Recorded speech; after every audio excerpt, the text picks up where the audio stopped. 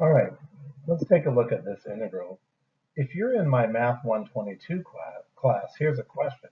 Did you use an integral from the Hawks table to do this? Because there is one in the Hawks table that will give you the answer pretty readily, but it's not one of the approved formulas you'll be using in your test.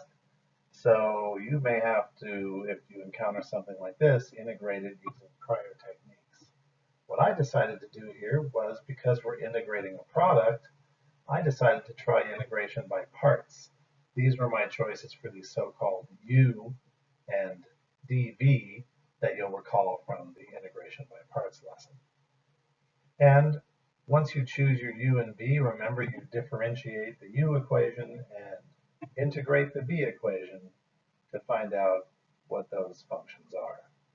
Once you have all of this, you may recall that you plug everything into this formula known as integration by parts, and that creates a big old mess.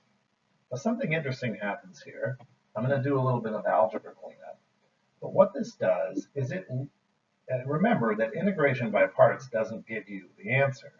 It gives you a result that itself has an integral in it. And it's up to you to integrate that to complete the integration by parts. Well, it turns out for that new integral, I used integration by parts. Here's all the work. Here's the result. If you're a little lost on that, hit pause right now.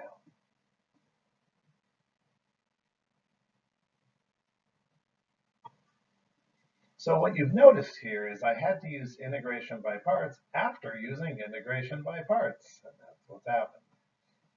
All I have to do now is a little bit of algebra cleanup. I'll distribute the negative half, and some people will leave their answers like this. I like to factor out the e to the 4x just for cleanliness purposes, and it looks much nicer. And there's the answer to this problem.